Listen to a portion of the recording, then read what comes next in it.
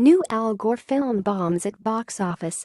Former Democratic presidential candidate and climate change advocate Al Gore's new film, an inconvenient sequel, disappointed at the box office over the weekend, failing to live up to the success of Gore's first film. Gore's second film came in 15th at U.S. theaters over the weekend, grossing $900,000, according to Box Office Mojo. Meanwhile, his first film grossed over $24 million in the U.S. after being released in May 2006. But at least one Gore defender has blamed Paramount Pictures for the below-average performance. "Al Gore Gets Ripped Off Again" was the title of a Monday column by Dr. Tucker in Washington Monthly.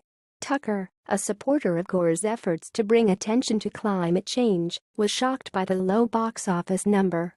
"This was not supposed to happen. And it would not have happened if Paramount had stuck with its original release plan," Tucker wrote. "Sadly, the box office underperformance of an inconvenient sequel will be seized upon by climate change deniers as proof that Americans don't really care about this issue," Tucker added. According to Deadline Hollywood, Gore's sequel to his 2006 film An Inconvenient Truth grossed $900K, averaging $5,000 per theater. That brought its cumulative to over seven figures, landing at $1,052,000.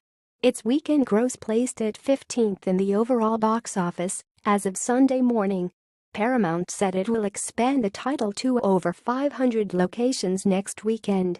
"By filling theaters, we can show Donald Trump and the other climate deniers in the White House that the American people are committed to climate action, no matter what they do, say, or tweet," Gore said in an August 4 email to his supporters.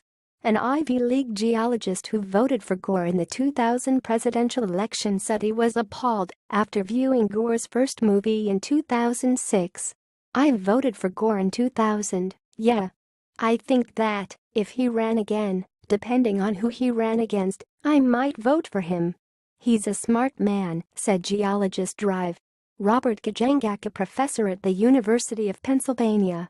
But after viewing An Inconvenient Truth, Gajangak said Gore either intentionally misrepresented the facts or was unaware of the science and data behind climate change. I was appalled because he either deliberately misrepresented the point he was making or didn't understand it. So it was irresponsible of Al Gore," Gajangak said in the 2016 film Climate Hustle, which is skeptical of climate change. "CO2 is not the villain that it has been portrayed. I'm impressed by the fact that the present climate, from the perspective of a geologist, is very close to the coldest it's ever been.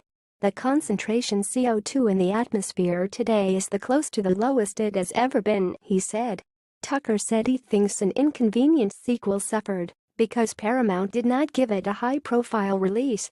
Considering the fact that this is arguably the first major anti-Trump documentary to hit theaters, and considering the public outrage over Trump's decision to pull out of the Paris Climate Agreement, Paramount should have stuck to its original plan, Tucker said.